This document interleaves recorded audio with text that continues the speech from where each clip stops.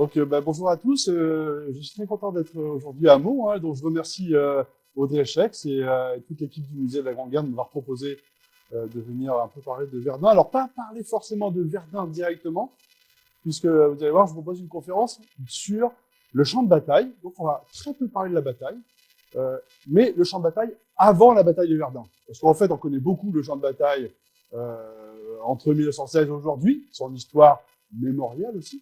Mais on connaît assez peu ce qu'était ce champ de bataille avant. Est-ce que tout le monde est allé à Verdun ici? Oui, donc en fait, on voit un paysage de forêt. Et donc moi, je vais essayer de vous montrer que le champ de bataille de Verdun, avant 1916, c'est autre chose.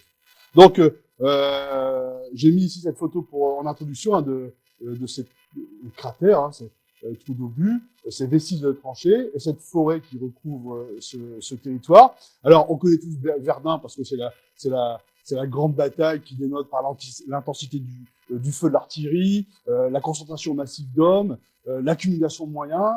Les historiens parlent même d'hyper-bataille pour Verdun, au même titre que Stalingrad et d'autres batailles. Et donc, de ce point de vue, c'est déjà une bataille qui, effectivement, ressemble à toutes les batailles, toutes les caractéristiques des batailles que nous connaissons jusqu'à présent dans guerre, on va dire, conventionnelle, en fait. Voilà. Alors, pourtant, et c'est un des points sur lesquels j'ai insisté dans mon livre, au moins dans sa phase initiale, cette bataille de Verdun se déroule sur un tout petit champ de bataille à l'échelle de la Grande Guerre.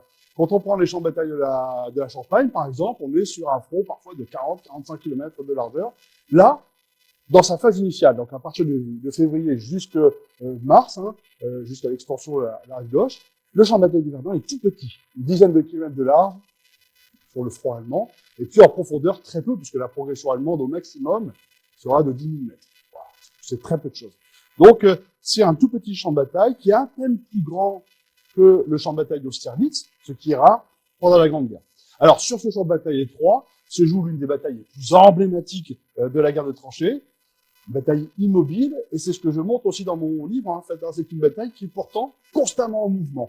Alors, des petits mouvements, mais des mouvements incessants, et ça pendant 300 jours. C'est ça qui fait vraiment la particularité de la bataille de Verdun.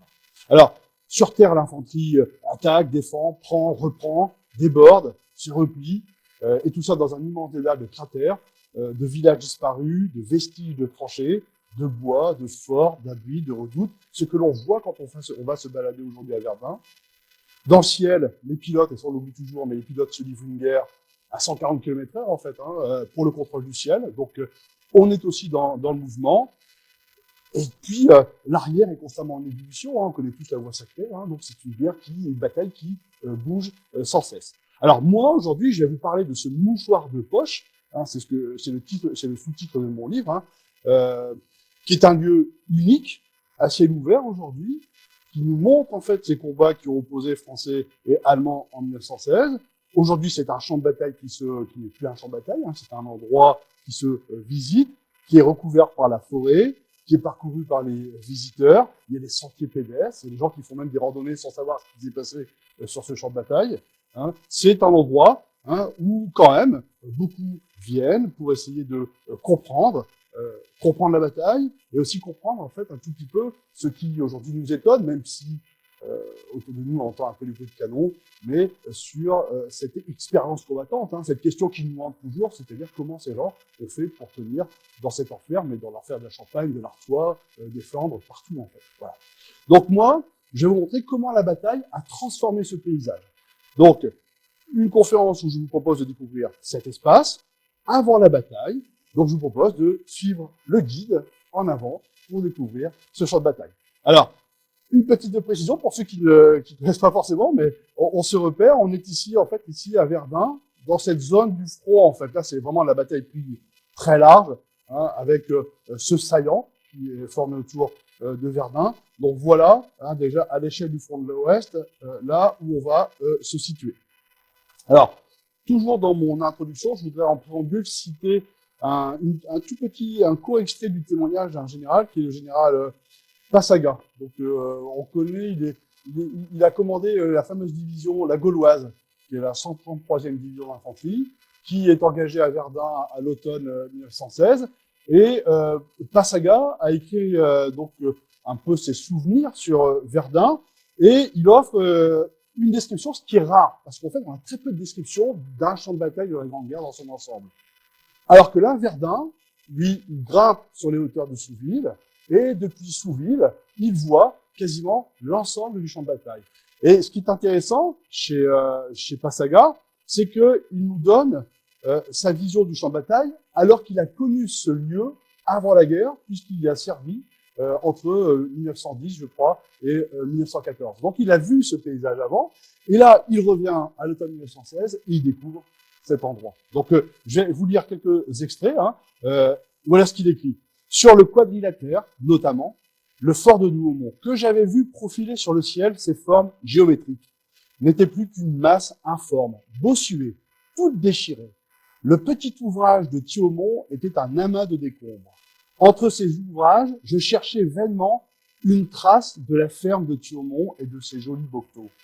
Plus rien des vastes taillis de la Cayette, plus rien des belles futaies des bois de Fumain et de Vaux-Chapitre, sauf, de loin en loin, un tronc d'arbre déchiqueté et calciné. Du village de Fleury, qui jadis s'allongeait sur les contreforts, s'étendant immédiatement à nos pieds, par un pan de mur, pas une pierre. Aucune trace de notre réseau stratégique ferré et routier, non plus que de la voie ferrée que j'avais vu construire et qui reliait Verdun au chemin de fer du pied des côtes. Tout avait été broyé par le canon et fondu dans l'uniformité de l'ensemble.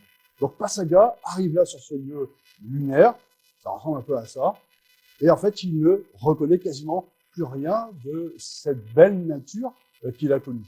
Donc ça, c'est une photo que j'ai, lorsque j'étais dans l'armée, j'étais au service historique de la défense et en fait, on avait accès à un certain nombre de photos. Cette photo était libre de droit, en fait, on pouvait l'utiliser. C'est donc le PC d'un chef de corps du 298e régiment d'infanterie et il est dans le secteur de Verdun. Et en fait, on voit ce lieu en fait dévasté, totalement dévasté. Alors, qui n'est pas tout à fait représentatif de la campagne de Verdun avant 1914, puisque là, on ne voit pas de côte, on ne voit pas de ravin, et en fait, on voit qu'il y a eu des vestiges d'un bois ou d'une forêt. Donc, mais c'est un peu ce que voit Passaga. Quand il arrive au sommet, donc Passaga, je vous montre la carte pour qu'on puisse se repérer, il vient prendre position ici, au fort de Souville. Vous voyez la flèche, le petit curseur? Donc, il est en train de grimper sur les tourelles du fort de Souville. C'est le point d'arrêt, en fait. C'est l'avance maximum de l'armée allemande. Et voilà, quand il est ici, c'est tout ce qu'il voit, en fait. Il voit tout ça, quasiment. Tout ce paysage, en fait. Parce qu'il est sur les hauteurs, un des points les plus hauts de la région. Et, en fait, du secteur. Et il voit toute cette région. Et, en fait, arrivé au sommet, il nous dit, en fait, tout ce qui jadis m'était si familier, ou bien avait complètement changé d'aspect, ou n'existait plus. Voilà, la bataille avait totalement détruit ce paysage qu'il connaissait bien. Il compare le paysage à celui de la langue de Barbarie au Sénégal. Le terrain est entièrement bouleversé par le canon. Les arbres abattus s'enchevêtraient sur le sol. Dans un fouillis inextricable, leurs troncs et leurs branchages hachés et calcinés. La terre était crevée d'entonnoirs jointifs où se recoupant, il y en avait d'énormes, de véritables petits cratères. La plupart étaient pleins d'une eau jaune que les matières explosives, sans doute, avaient rendue jaune. Voilà. Il est sidéré. Pourtant, c'est un militaire. Il a déjà, à son actif, en fait, plusieurs campagnes en Afrique. Il a déjà 2 ans de guerre au compteur. Il est sidéré par ce qu'il voit, en fait. Donc, en plus, ce qui est intéressant dans le témoignage de Passaga, et j'en profite pour le signaler parce que c'est une source intéressante et assez peu connue, dans sa description, il donne aussi une description de ce qu'il ressent, des sens. Donc, il utilise beaucoup la vue. Il explique qu'il ne reconnaît plus rien, j'ai déjà dit, mais il utilise l'ouïe aussi. Il écrit « Au-dessus de ma tête, placé avec stridence, les obus allemands et les obus français. Tout cela allait éclater dans le tonnerre général, crevant chaque mètre de terre, déjà 20 fois crevé, y brassant encore le sang, la chair et la glaise. » Il sollicite aussi l'odorat.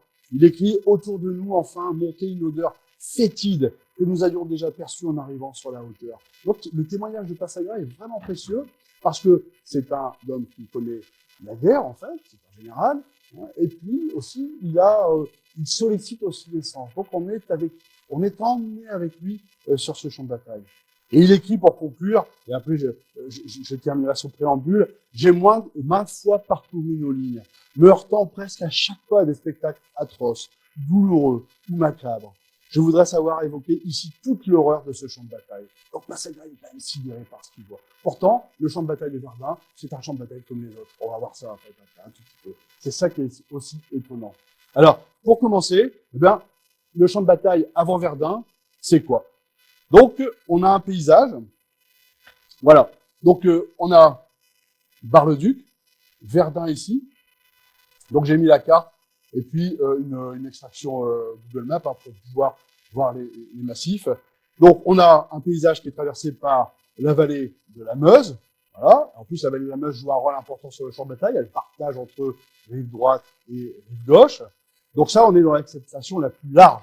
C'est un champ de bataille qui s'étend d'Avaucourt, à l'ouest, à Chevaucourt. Je vous montrerai une photo tout à l'heure, mais on est juste au nord de Saint-Mihiel. Donc un grand arc, en fait. Voilà. Donc on a une centaine de kilomètres de front avec une grande diversité géographique. On est vraiment au cœur du relief des côtes de la Lorraine sédimentaire. On a un plateau calcaire, les Hauts-de-Meuse, voilà, on les retrouve bien voilà, ici au-dessus. On a une barrière naturelle, ici, qui s'étend qui coupe le département, en fait, sur un axe nord-ouest-sud-est, et puis sur une quarantaine de kilomètres, et une largeur de 5 à 8 kilomètres de large. Voilà, cette barrière sépare la plaine marécageuse de la Wavre, qui est connue, en fait, qui va jouer un tout petit rôle dans la bataille, à l'aide d'une ligne, on va dire, Orne, les Éparges, au sud de Verdun. Voilà. Bon, c'est juste un tout petit peu pour faire un point de vue géographique, parce que ça me semble important de prendre un peu de la hauteur. Alors, la partie centrale de cette région, ici, finalement, va être vraiment l'épicentre de la bataille. C'est ici, au nord de Verdun. Voilà. En 1916. Donc, je passe sur tout ça. Juste retenir qu'à l'époque, la Meuse, elle est large, elle est sinueuse, elle est bordée, en fait, à l'est par le canal de l'Est, et puis elle découpe le champ de bataille. Mais elle est boueuse, sinueuse, donc elle n'a pas du tout la physionomie qu'on peut avoir aujourd'hui. Alors, le massif des Hauts-de-Meuse, évidemment, domine la rive droite de la Meuse, et puis, entre la rivière et Orne, on a des ondulations douces. On parle de sillons, on parle de points hauts, on parle là-bas de ravin, le fameux ravin du Basile, le ravin des Vignes, qui sont des noms importants de la bataille, le ravin de la Cayette, et puis on a des côtes. Voilà, alors le ravin, c'est le creux, je vais dire pour simplifier, et les côtes, c'est les hauteurs, avec les fameuses côtes du Poivre, de Froide-Terre, Vaumont, ainsi de suite. Ce sont véritablement des observatoires, et c'est important dans ce type de guerre, parce que les points hauts permettent le travail de l'artillerie, pour dire les choses simplement. On a des points hauts qui culminent à 350 mètres au maximum. Voilà, donc ça vous donne ce genre de paysage. Alors, on a ici le ravin du Fumain, la croupe d'Ardomont, par exemple, ravin des Grands Houillers. Pour vous donner un repérage, là, votre œil voit ce paysage ici. Voilà. On est juste on va dire, au nord-ouest du fort de Vaux, en fait. Voilà. Donc, si vous connaissez un tout petit peu le champ de bataille, voilà ce que l'on voit. On pourrait avoir le fort de Vaux ici, et on a ce paysage. Voilà. Donc là, c'est déjà un paysage qui est déjà marqué par la guerre, puisque on est sur une photo de 1917. Voilà. Ça va, je ne parle pas trop vite? C'est bon? Alors, un mot quand même sur la rive gauche, parce qu'on parle beaucoup de la rive droite, qui est l'épicentre de la bataille, mais à partir de mars 1916, on a aussi des combats sur la rive gauche. Donc la rive gauche est beaucoup plus homogène, elle est composée d'un plateau qui est beaucoup moins compartimenté. On a moins de ravins, moins de côtes, pour dire les choses simplement, et qui est jalonné de quelques côtes, dont la hauteur ne dépasse pas les 300 mètres. Les plus connus, c'est la côte de Loie, la côte 304, ce sont des noms importants de la bataille de Verdun. Alors, contrairement à aujourd'hui, la forêt couvre une très faible surface du champ de bataille. On a un taux de boisement, à l'époque, avant 1914, qui ne dépasse pas les 12%. Voilà. C'est un territoire agricole. Pour dire les choses simplement, on est sur un territoire agricole de type open field, donc des champs, en fait, sur lesquels on cultive. Voilà. Alors, deuxième point, j'en reparlerai dans la deuxième partie de mon propos, il y a des fortifications. Voilà. Donc, c'est la deuxième raison qui explique qu'il n'y a pas d'arbres, puisque comme il y a des forts disposés tout autour de Verdun, pour que les forts puissent avoir des vues dégagées, il n'y a pas de forêt. Voilà. Donc, contrairement à aujourd'hui, on a un territoire d'open field avec des espaces dégagés, en fait, qui expliquent cette faible densité forestière. Alors, on a une mosaïque de prairies naturelles, de parcelles cultivées, avec des céréales, de la jachère, et qui appartiennent à des petites exploitations, comme on les trouve partout en France, petites exploitations agricoles, qui façonnent le paysage. Alors, on a très peu d'images de ce territoire avant la guerre. Alors, il y a parfois des images assez étonnantes. On est ici dans une tourelle. Donc, je ne sais pas si vous êtes familier avec la fortification. Ici, on est dans le fort de Landrecourt, qui est pas forcément dans l'épicentre de la bataille, un peu au-dessus, mais ici, on est dans la tourelle d'un observatoire d'artillerie, d'un fort, et on a des traces de ce paysage sur les parois de la tourelle. Est-ce que vous avez une idée un peu de ce que cela peut être?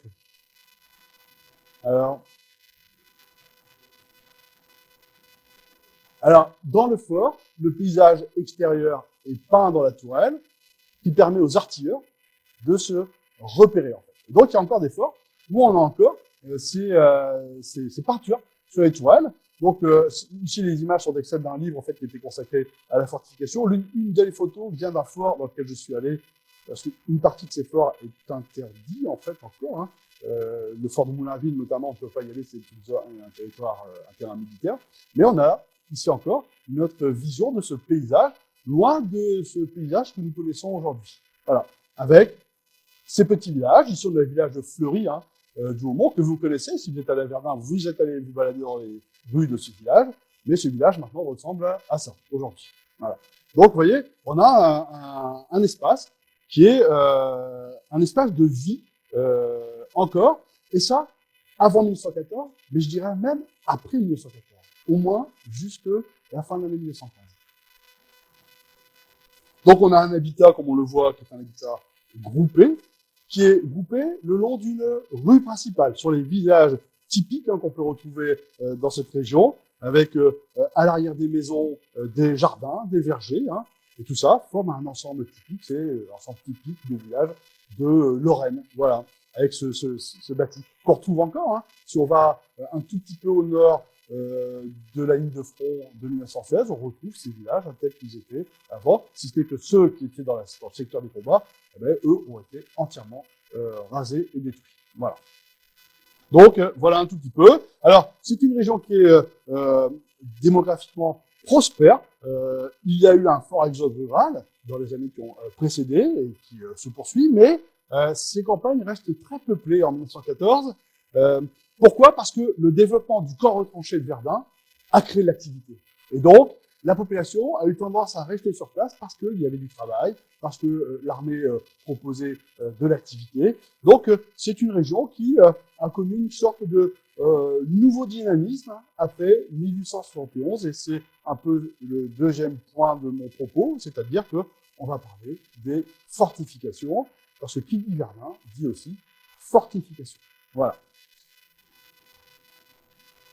Alors, je vous ai mis une belle photo pour commencer de quelque chose que vous connaissez probablement, qui est la citadelle de Verdun, qui est en fait un ouvrage typique vauban, avec à côté le poste d'écoute, qui est un bâtiment typique du XXe siècle, de technologie du XXe siècle, on va dire d'entre-deux-guerres là pour le coup, avec ces deux mondes qui se regardent, et c'est de ça dont je voudrais parler maintenant. Alors, en 1916, comme de nos jours, qui dit Verdun dit fortification. Elles sont nombreuses autour de Verdun. Alors, pourquoi il y a beaucoup de fortes... Il y en a toujours eu, mais pourquoi, avant 1914, il y a beaucoup de défense? Parce qu'en fait, en 1914, on est à 50 km de la frontière allemande. Aujourd'hui, ça nous paraît très loin, tout ça, mais en 1914, la frontière allemande est juste à côté de Verdun. On peut même dire que Verdun est en première ligne avant la guerre. Et en plus, qui plus est, à une cinquantaine de kilomètres aussi, un peu plus, de la plus grande place forte allemande, qui est Metz. Voilà. Donc, les Français vont muscler les fortifications de cette région entre 1871 et 1914, on va dire, pour simplifier. Alors, dans les années 1870, on connaît un tout petit peu. Verdun connaît plusieurs programmes de fortification qui transforment la ville, façonnent les environs. De part et d'autre de la Meuse, on a finalement une vaste zone défensive qui sort progressivement de la terre. faisant de Verdun l'une des places les plus importantes de France.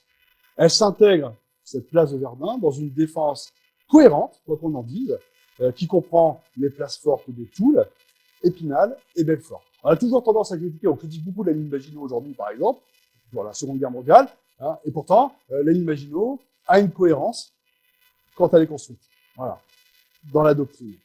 La place forte de Verdun, ces forts ont aussi une cohérence dans la doctrine qui est proposée par l'armée avant la guerre de 14. Il y a des fragilités, mais il y a de la cohérence. Alors j'en parle rapidement. Hein. Entre 1873 et 1914, la fortification du fameux secteur de Verdun se fait en plusieurs étapes. Dans un premier temps, les défenses de la ville, après la défaite de 1871, hein, les défenses de la ville sont revalorisées. Donc la citadelle est remaniée dans le but tout simplement de pouvoir soutenir un siège. Voilà. Donc là, il est un peu illustré avec cette image que je trouvais intéressante. Hein. Alors, elle est imaginée comme un réduit, voilà, peut tenir pendant un siège. Et puis ensuite, on l'imagine comme une sorte de, alors j'ai utilisé un terme anachronique, mais une sorte de plateforme logistique qui doit être capable de soutenir les troupes assiégées, chargées de défendre la ville. Alors, cette revalorisation, je dirais, des fortifications de Vauban s'accompagne toutefois de la construction de nouvelles installations militaires qui poussent comme des champignons en périphérie de la ville. Alors, on connaît tous hein, le fameux parc à ballons Patrie. Hein, c'est un parc à ballons qui permet de, je dirais, une sorte de garage pour les grands dirigeables, hein, les ballons d'observation notamment. On connaît aussi les casernes. Voilà. Donc ça, c'est la fameuse caserne des Libelles, qui était magnifique hein, avant la Première Guerre mondiale, qui est aujourd'hui en ruine et abandonnée. Hein. Je crois que la mairie de Verdun n'en a pas fait quelque chose, contrairement à d'autres villes qui ont essayé de tirer bénéfice de ces infrastructures urbaines. On trouve aussi des terrains d'aviation autour de Verdun qui apparaissent, hein, je dirais, au tournant des années 1900, enfin, au tournant du 19e et 20e siècle. Voilà. Et donc, ces installations étendent le périmètre défensif à l'extérieur de la ville. Voilà. Et c'est la raison qui explique notamment que on se met à construire des fortifications en dehors de la ville. C'est un peu ce que je voudrais évoquer maintenant. Alors, on a des hommes qui viennent des 4 coins de France, en particulier du nord et de l'est de la France, à Verdun, pour faire leur service militaire, hein, leurs obligations militaires. Hein. Il y a une division à Verdun, la 42e division d'infanterie, et puis il y a plusieurs régiments, dont des régiments qui sont installés dans cette fameuse caserne. On va trouver le 151e régiment d'infanterie, le 162e régiment d'infanterie, j'ai noté le 19e bataillon de chasseurs à pied. Alors j'ai voulu mettre les insignes régimentaires parce que je trouve intéressant, parce que on voit bien que aussi leur histoire est associée à la ville de Verdun. C'est-à-dire que sur chaque insigne apparaît hein, un élément important hein, de la fortification de Verdun. Voilà. Donc, on pourrait citer aussi le 61e régiment d'artillerie. Donc, il y a beaucoup de régiments qui s'installent durant cette période à Verdun. Alors, la deuxième étape donc, de la fortification de Verdun correspond au projet du fameux général Rivière, hein, Cyril Rivière, que tout le monde connaît. Hein. C'est Verdun n'échappe pas à ce projet ambitieux. Hein, on l'appelle Cyril Rivière le Vauban du 19e siècle. Hein. Donc, l'idée, c'est de remplacer la fortification bastionnée de Vauban hein, et par de nouveaux obstacles. C'est ça, en fait, hein, projeter au-delà de la ville, loin de la ville. Hein, c'est un peu ça l'idée. Donc, une barrière qui doit être infranchissable et qui doit être aussi capable de canaliser l'offensive de l'adversaire dans des couloirs. Voilà. Donc à l'époque, hein, l'idée en France, c'est quand même encore l'idée d'une option qui est fondée sur la défensive. L'armée française n'est pas dans une dimension offensive, hein, on est dans les années 1880, hein, on est toujours dans l'idée de se défendre et donc de construire des ceintures fortifiées, et c'est le cas à Verdun. Et donc, apparition de quelque chose d'un des symboles de Verdun, c'est le fort polygonal, enterré, projeté loin des villes, Et ce fort va régner sur la fortification française, en fait, pendant plusieurs décennies. Voilà. Donc, ça, c'est une photo du fort de Douaumont avant la guerre. Donc, on voit très bien ici les casernements, l'entrée de guerre. Aujourd'hui, quand vous y allez, vous, à Douaumont, vous vous garez sur un parking qui se situe à peu près ici. Et vous passez ici, et vous passez non loin de la fameuse entrée de guerre. Voilà. En fait, les Allemands sont arrivés par ici, hein, alors que théoriquement, ils devraient arriver par ici, par ce côté. Donc, ouais, c'est tout, une autre raison. Mais, donc ici, quand vous y allez, vous êtes ici à peu près. Voilà. Donc, on a bien une zone ici qui est entièrement dégagée, hein, autour du fort. Et puis, on voit très bien la fortification. Donc, voilà un peu un dessin. C'est un dessin que j'ai retrouvé sur un site allemand, en fait, hein, qui donne un peu le fort en couleur. Le dessin qui nous permet de mieux nous représenter avec les différentes parties et les tourelles. Et puis, le plan hein, du fort. Hein, vous, quand vous y allez, vous vous baladez en fait hein, dans ces zones ici, en fait, voilà, dans ces espaces en particulier. Les fameux casernements, en fait. Voilà. Donc, un fort hein, qui, comme bien d'autres dans la région, hein, couvre les crêtes, les hauteurs qui entourent Verdun. Alors, juste une parenthèse, parce que je trouve que c'est important, la menace d'une guerre, de la reprise d'une guerre dans les années 1880 avec l'Allemagne, contraint les autorités à suspendre le programme temporairement hein, pour construire à la hâte des ouvrages plus modestes. On les appelle les 5 forts, les 5 ou 6 redoutes de la panique. Hein, donc on les retrouve sur ce plan. Voilà. Donc ici, on a vraiment, je pense que ça apparaît bien sur l'écran, on voit vraiment la ceinture fortifiée autour de Verdun, et on voit vraiment hein, cette projection, je dirais, hein, loin de la ville, de tous ces forts. Donc parmi les forts de la panique, vous voyez, ici, fort de la panique modernisé, hein, on va trouver le fort de la Chaume, à Verdun, on va trouver le fort Saint-Michel, le fort de Belleville, hein, qui sont ces forts qui ont été construits à la hâte, hein, alors qu'il y avait une menace de guerre dans les années 1870-1880. Alors, l'apaisement des tensions entre la France et l'Allemagne relance le projet initial lancé par Cédric Rivière. On a plus le temps, et donc de 1877 à 1881, on construit de nouveaux forts. 8 nouveaux forts sont construits. Les forts de Souville, Mar, Audinville, Roselier, Moulainville, je ne vais pas tous les citer en fait. Hein. Et puis on construit aussi des petits abris d'infanterie qui permettent hein, une sorte de garnison hein, entre les forts. Voilà. Et puis, au milieu des années 80, on voit apparaître la pièce maîtresse, entre guillemets, hein, qui n'est pas forcément la pièce maîtresse en plus, hein, mais le fort de Douaumont, ici, en fait, voilà, qui émerge des hauteurs de Douaumont. Et en fait, on peut dire que à la fin des années 1880, le projet Cédric Rivière, on peut considérer qu'il est sur le point d'être achevé. Et Verdun est l'une des rares places françaises à l'époque hein, qui possède presque ces 2 ceintures de lignes fortifiées. Presque. Voilà. Tout dépend des secteurs. Alors, vous connaissez probablement ça. Progrès de l'artillerie, apparition de nouveaux explosifs, les intervalles jugés trop larges entre les forts, finalement, fragilisent le système défensif de Meuse. Et donc, on essaye de mettre un peu des rustines en mettant du sable, du ciment, mais ça marche pas. Et donc, on est contraint, au tournant des 19e et 20e siècles, de repenser les défenses françaises. Et c'est véritablement à ce moment-là que naît le système fortifié de Verdun de 1914, hein, avec vraiment l'apparition d'un camp qu'on appelle un camp retranché. Alors, donc, un camp retranché avec des places à fort détachées hein, tout autour de la ville. Voilà. Donc, on utilise le béton armé, on utilise un certain nombre d'innovations techniques, hein, l'artillerie à éclipse notamment, l'artillerie blindée, je crois que j'ai mis une image, voilà. C'est des choses que vous connaissez quand vous allez voir, en fait, hein, actuellement, on les retrouve encore, hein, voilà. Et qui accompagne la naissance de ce camp retranché. Alors, on parle pas, l'appellation est semi-officielle. On parle pas tout à fait de camp retranché. Pourquoi? Parce que il y a 2 raisons. Voilà. La première, elle est historique. le camp retranché rappelle les mauvais souvenirs de 1870 et de Metz. Donc on évite, hein, dans l'armée française, de parler de camp retranché.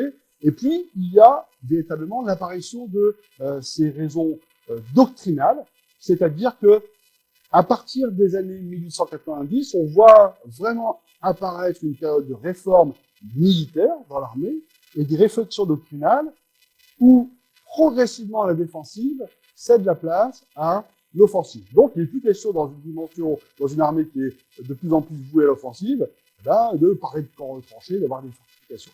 Il n'empêche quand même que, même si les stratèges rejettent peu à peu l'idée d'une armée établie dans une place, contrairement à d'autres pays, hein, en Russie, on construit des fortifications. En Belgique, Brie-Almont, en fait, le Vauban belge, construit aussi beaucoup de fortifications. Il n'empêche que, en France, eh bien, on commence un tout petit peu à mettre de côté, je dirais, cette idée de la fortification, mais il n'empêche qu'on continue à construire un tout petit peu des forts. Donc, on va installer des tourelles avec des mitrailleuses, des canons 75 et 255 mm pour accroître l'efficacité de l'artillerie, hein, améliorer la couverture mutuelle des forts, et puis protéger les pièces et les servants, ça c'est important. On va aussi développer de nouveaux ouvrages. Hein. Alors ici j'ai mis un exemple, c'est celui de l'ouvrage de Thiaumont. Donc le plan, la photo en 1915, on voit que le territoire est encore cultivé à l'époque. On voit encore les champs avec cet ouvrage de Thiaumont qui n'existe plus hein, en 1916, qui est plus totalement arasé. Hein. Mais il fait partie de tous ces ouvrages, abris de combat, abris caverne, batterie d'artillerie, ouvrages d'infanterie, dépôts de munitions, ou forts revalorisés, hein, qui sont autour de Verdun. Et puis on a tous ces forts sont connectés par des voies ferrées étroites. Donc on a un système qui est plutôt cohérent en 1914.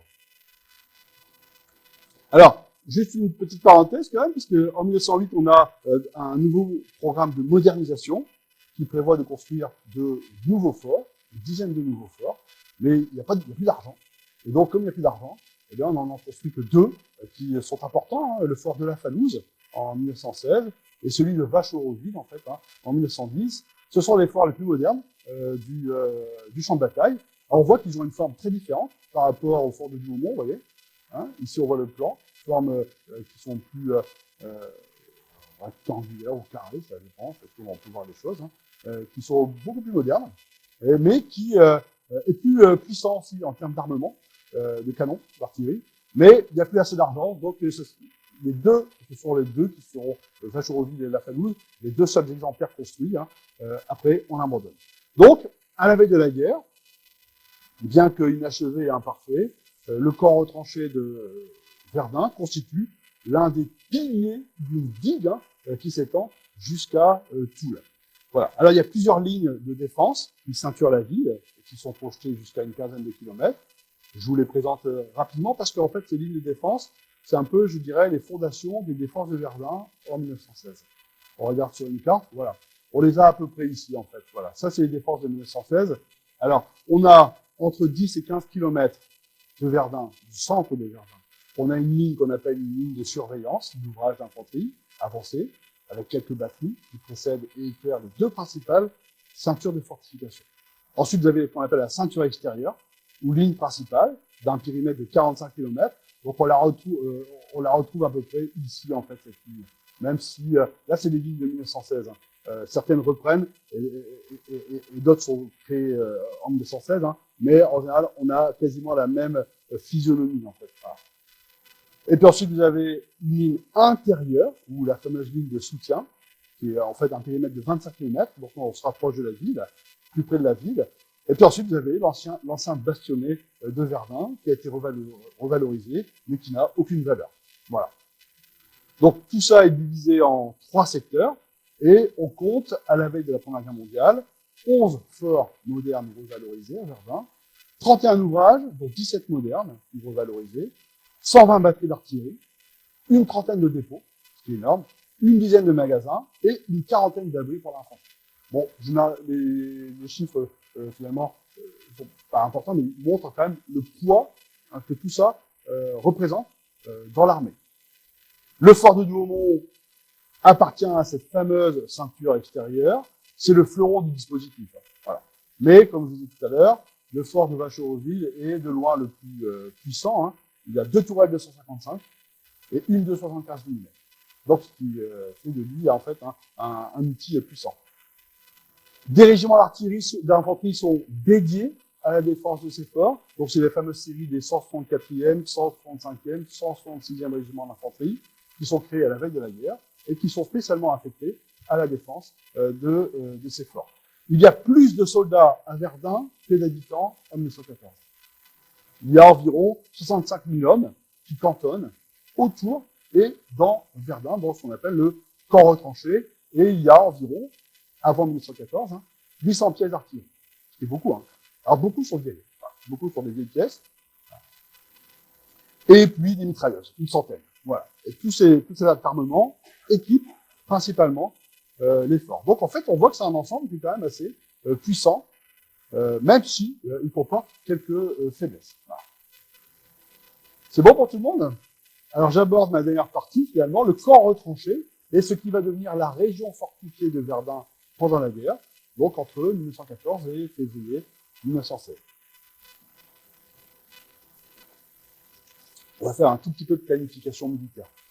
Vous connaissez tous le plan 17, voilà, qui est le plan en fait d'opération, enfin plan de mobilisation, on va dire plutôt, français.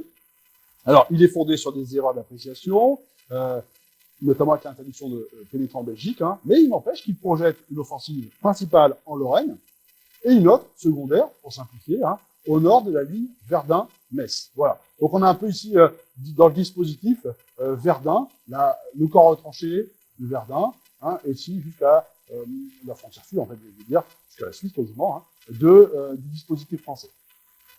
Donc le camp retranché de Verdun occupe une place centrale. Il joue d'abord un rôle de pivot, donc pivot entre une aile sud ici, donc ces armées françaises qui sont au sud, voilà, et puis une aile nord, donc les armées françaises qui sont déployées ici au nord. Et à Verdun, on a une armée qu'on appelle la 3e armée, qui elle est chargée en fait de défendre ce qui doit jouer ce rôle de pivot. Voilà. Alors c'est aussi un pilier, le pilier nord d'une forteresse qui doit être infranchissable ici. Voilà. Donc, avec Épinal, Belfort et Toul, en fait, eh bien, c'est l'un des piliers de la défense française, une sorte de l'Maginot, sans vraiment avoir de fortification en continu, mais qui doit permettre eh bien, d'avoir ce rideau défensif déjà élaboré, déjà pensé par série de rivières. Alors, dans le cadre du plan 17, qui est un plan théoriquement qui doit être offensif, bon, moi, dans la doctrine, une armée française qui est une armée au plan doctrinal offensive, les fortifications doivent uniquement couvrir la mobilisation et la concentration des armées. Il n'est pas question d'avoir recours aux fortifications, en fait, ou d'imaginer un rôle des fortifications dans la guerre. L'idée, c'est d'attaquer, donc d'être dans le mouvement. Les fortifications doivent, tout au plus, former un barrage qui doit retenir l'armée allemande, ou faire en sorte de concentrer l'armée allemande dans des trouées, et si on en voit une, c'est la fameuse trouée de Charmes. Comme les Allemands ne peuvent pas passer, c'est barré, en fait, l'idée, c'est s'ils doivent passer, de les laisser passer par cette trouée où l'armée française les attend derrière. C'est un peu ça l'idée, en fait, à l'époque. Alors, Verdun, lui, doit contribuer à contenir l'armée allemande pendant les opérations de mobilisation et pendant la concentration de l'armée française. Mais Verdun ne doit en aucune façon, et ça c'est écrit dans les textes, servir de base d'opération ou de lieu de refuge d'une armée. Encore une fois, on a ce souvenir de Metz, on veut absolument éviter qu'une armée se retrouve encerclée dans Metz. Et puis, les exemples de la guerre russo-japonaise en 1905, des guerres balkaniques ont montré que les fortifications, c'était tellement intéressant dans la guerre qui est en train de se décider. Et en plus, les premières semaines de guerre vont dans ce sens. Le siège de Maubeuge, de Liège, d'abord de Liège, de Maubeuge, et ensuite d'Anvers, montre que la fortification n'a aucune chance contre une armée qui a de l'artillerie. Donc, on abandonne un peu les fortifications, on se concentre en fait sur la vraie guerre, celle qui est la guerre de mouvement. Pour les généraux français de l'époque, et c'est le cas des fortifications de Verdun, les fortifications sont d'abord un outil à la disposition du commandement, au même titre que d'autres moyens. Voilà. Mais il ne considère pas que les fortifications, à elles seules, sont capables de donner la victoire. Donc, dans le cas d'une invasion, le corps retranché de Verdun doit résister en attendant un retour offensif français, s'il y avait une invasion allemande, et s'ensevelir, c'est un peu la devise du 5e régiment d'artillerie à pied de Verdun, s'ensevelir sous les ruines du fort, plutôt que de se rendre, c'est un peu ça, l'idée, et le destin de ces fortifications autour de Verdun avant la guerre, avant la déclaration de la guerre. Voilà. Alors, avec la guerre, les choses changent. En 1914, je ne vais pas revenir sur toute la chronologie du combat entre 1914 et 1916 à Verdun, c'est trop long, mais en réalité, au nord de Verdun, dans le secteur de la bataille de 1916, il n'y a quasiment pas de combat en 1914. Les vrais combats autour de Verdun, ils se déroulent ici, sur les flancs sud de Verdun. Voilà, il n'y en a pas sinon. Au nord, il y a très peu de combats en 1914. Voilà. L'idée, en fait, en 1914, c'est que l'armée allemande essaye d'encercler la place forte de Verdun pour la faire tomber. Elle n'y arrive pas. Il y a plusieurs épisodes. L'un des plus connus, c'est l'épisode du fort de Troyon, qui préfigure déjà les combats de 1916. Mais il n'y a pas d'idée, il n'y a pas vraiment de combat au nord de Verdun. Alors, en 1915, le front de la Meuse ne se distingue pas du tout des autres fronts. Contrairement à ce qu'on a pu dire, ce n'est pas un endroit stratégique, pas plus qu'un autre, ce n'est pas un endroit important pour les Français. D'ailleurs, dans les premiers jours de la bataille, le haut commandement français imagine abandonner Verdun, en fait. Donc c'est un secteur comme un autre, ça passe même pour être un secteur, ce qui est vrai, plus calme que les autres, en fait, en 1915, le nord de Verdun. Alors, c'est une zone qui est la Comailleure adossée à des villages, des bourgs. C'est une zone en 1915 au nord de Verdun où la population vit toujours et il y a une activité commerciale qui s'organise entre la population et l'armée. Alors, la stabilisation du front modifie un tout petit peu le statut de Verdun puisque ce camp retranché devient une région fortifiée de Verdun. C'est juste une appellation qui change, mais ça reste un secteur plutôt épargné. Voilà. Je n'insiste pas, on pourra en parler dans les questions, mais on a là, d'est en ouest, la ligne de front qui part d'Avaucourt, ici, voilà, et qui, alors on est ici, dans cette région, on a plutôt Vauquois, si vous repérez un petit peu sur la carte. Donc on est à Vaucourt, et en fait on a un front qui descend jusque Saint-Mihiel, et on a le fort du Troyon dont je vous parlais tout à l'heure, où il y a eu des combats terrifiants en fait en 1914, à l'automne 1914. Voilà ce front, qui est un front qui ressemble un peu à tout ce qu'on peut trouver sur le reste du front. Alors le secteur de l'attaque de 21 février, on est juste dans ce secteur. Ici on va dire au nord de Brabant, jusque Orne. Ça, c'est le secteur de l'attaque du 21 février 1916. Et par la suite, il sera étendu à la rive gauche à partir de mars. Mais voilà, on est juste, c'est ça vraiment le secteur, le point d'effort de l'armée allemande. Alors, au tournant de 1915-1916, c'est une zone qui est l'objet de toutes les attentions de part et d'autre, du côté français comme du côté allemand. On a des témoignages qui décrivent l'abandon des positions françaises. Alors, qu'en est-il vraiment? Il y a eu des travaux qui ont été effectués. Le GQG français a ordonné des travaux pour muscler et échelonner dans la profondeur la défense, mais en réalité, ces travaux avancent très lentement. Les soldats ne sont pas motivés pour faire ces travaux. Ce sont des soldats qui sont en général des troupes qui sont retirées de parties du front où elles ont participé à l'offensive, donc elles sont un peu au repos dans ce secteur. Donc on a, en plus avec le mauvais temps, finalement, des travaux qui avancent très peu du côté français.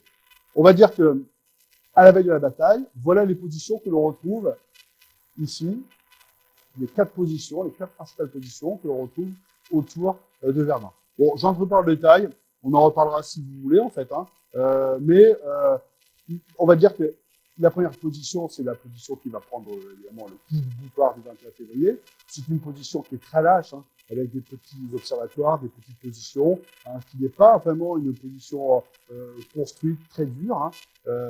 Et puis, après, on a vraiment, pour le reste, des positions qui ne font que l'ombre d'elles-mêmes, hein, peu soumis, peu fortifiées, hein, et pourtant qui vont donner du fil à retordre aux Allemands. C'est ça qui est quand même intéressant aussi. Voilà, je passe sur toute la description des positions, on pourra en reparler, parce que ça peut être très long et fastidieux.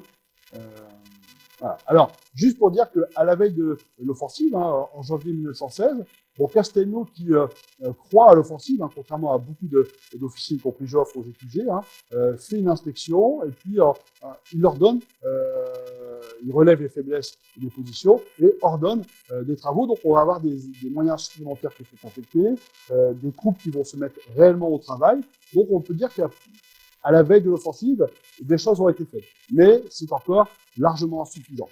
Alors, parallèle à la ligne française, on a cette zone qu'on appelle le Nemetzland, et on a les positions allemandes. Alors, les positions allemandes, elles sont aussi échelonnées dans la profondeur, comme les positions françaises, hein, mais contrairement aux positions françaises, les positions allemandes sont beaucoup plus élaborées. Les Allemands tiennent ces positions depuis 1914, et puis on a des positions qui sont bétonnées, pour certaines confortables par rapport aux standards de l'époque, en fait. Hein, et donc, on a une zone allemande qui est plus étoffée. Alors, j'avais été intéressé parce que quand j'avais écrit mon livre sur Verdun, j'avais découvert en fait dans les archives allemandes toute cette activité, parce que les historiques allemands sont beaucoup plus riches que les historiques français. Les historiques français sont très concardiers, alors que les historiques allemands, même si on a perdu beaucoup d'archives en Allemagne, les historiques sont très bien documentés. Et donc on avait pas mal de choses hein, qui étaient mises en avant sur ces travaux qui avaient été effectués sur la ligne de front allemande. Hein. Avant l'offensive, on a des milliers de sapeurs, de travailleurs, de prisonniers russes hein, qui viennent étoffer, je dirais, muscler encore les positions en construisant des abris souterrains, en construisant des positions, des tranchées d'artillerie, des boyaux de communication, des places d'armes en fait. Donc on a vraiment une région, un pays qui se transforme totalement du côté allemand. Voilà, donc ça vous connaissez peut-être, hein, c'est le fameux camp Marguerre en fait, hein, qui existe encore, on peut le visiter, hein, c'est vraiment une petite ville qui a été construite en arrière hein, du front allemand, hein, alors qu'il n'est pas construit spécialement pour l'offensive, hein, qui est construit avant, mais qui sera utilisé hein, comme garnison, comme lieu de garnison hein, de l'offensive. Donc ça, on peut se balader hein, dans ce camp, hein, aujourd'hui c'est totalement ouvert. Voilà.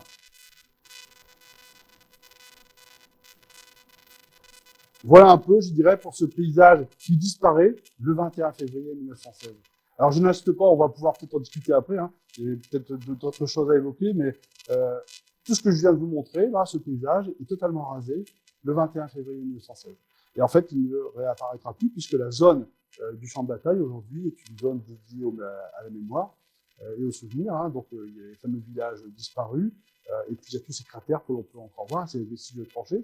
Et aujourd'hui, c'est un musée même quasiment, enfin c'est une zone mémorielle évidemment, hein, avec ces trois points principaux, le mémorial, le fort de Vaux et le fort de Douaumont, plus les ouvrages et la métropole évidemment autour de Douaumont. Et donc tout ça, en fait, aujourd'hui, on peut le visiter hein, et le parcourir, en sachant que ce que l'on voit ne ressemble pas du tout à ce qu'était le champ de bataille en 1916. Voilà. Je vous remercie de votre attention, j'ai parlé un peu vite. J'ai essayé d'être plus synthétique à la fin pour qu'on puisse discuter. Voilà. Merci bien.